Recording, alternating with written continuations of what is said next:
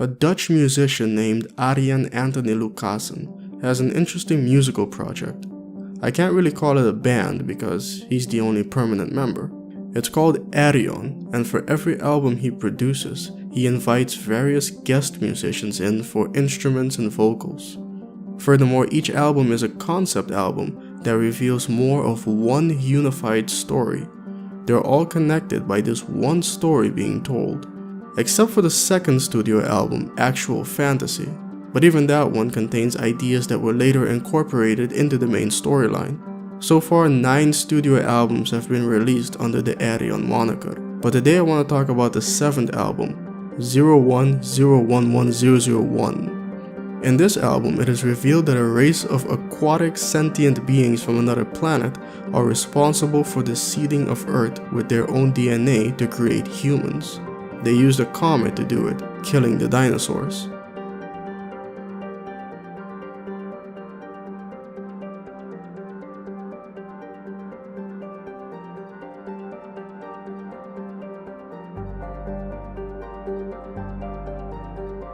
They are the last of their race due to self-imposed forced evolution through technology.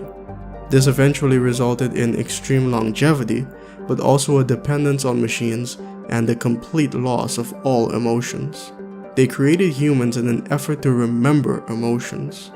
As much as I want to, I'm not going to talk about the entire album. I specifically want to talk about song number 4 from the second side of the album. The song is called Unnatural Selection. We have to teach them all that we know. Their evolution moves far too slow. Expand their minds and reject compliance. Upgrade their knowledge. Upload our science. As you can see, one of the beings are becoming impatient. They feel humanity isn't progressing fast enough. They want to force humanity's evolution. This revolution will lead to their demise. We should not make the same mistake twice. We're kept alive by artificial means, but lost our souls to a world of machines. Another one of the beings counters by pointing out that this is exactly what they did to themselves. Why would you do something you know has already failed and expect a different result?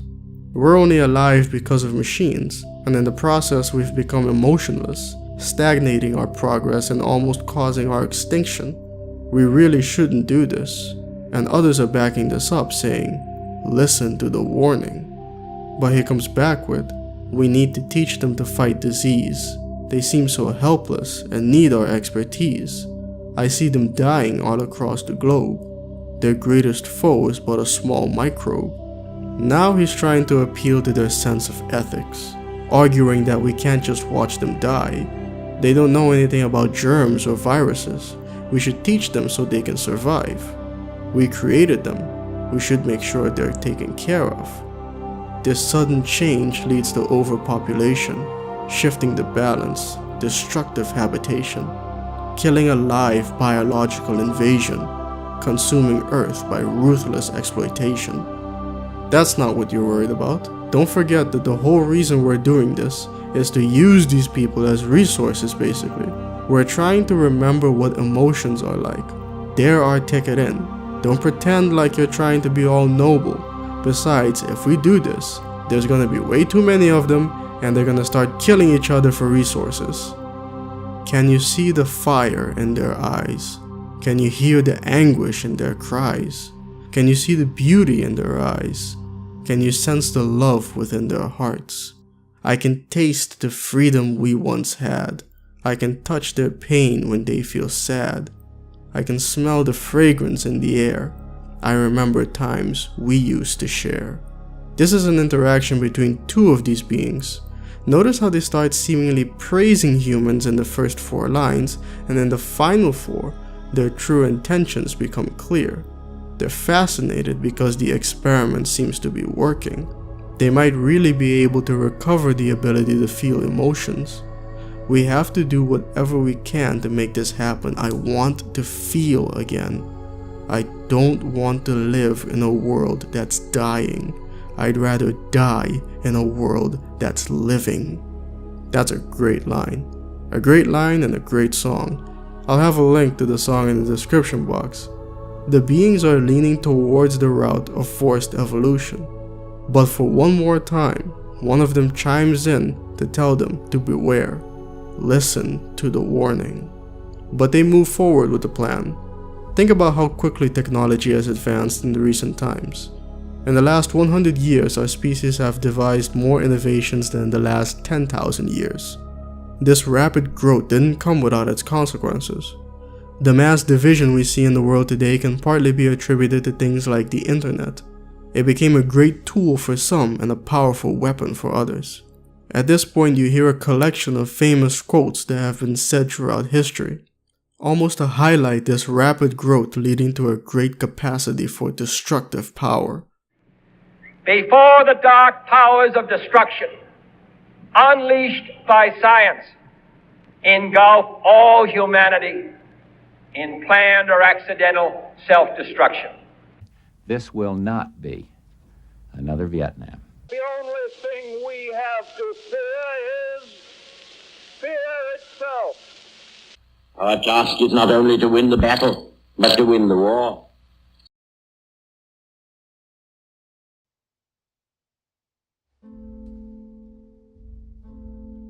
This is followed by a dialogue between two of the beings. They're discussing the results of the experiment. One asks a question, and the other answers. This is when things get very real. We gave them feelings. What did they sense? Shut out the world and put up a fence. We gave them science. What did they do? They built a bomb, and they used it too. We gave them reason. What did they learn? Warm up the planet and made it burn. We gave them art, and what did they make? Nuclear weapons for their own sake. We gave them insight. What did they see? Degrade the noble, enslave the free. We gave them wisdom. What did they teach? Destroying all that's within their reach. We gave them language. What did they say? They left the planet in disarray. We gave them dreams. And what did they dream? Don't want to live in a world that's dying. I'd rather die in a world that's living. Now the humans are also losing their emotions and falling into despair. The warnings fell on deaf ears, and this is the result. A chain of guilt around our neck. A planet straying in darkness.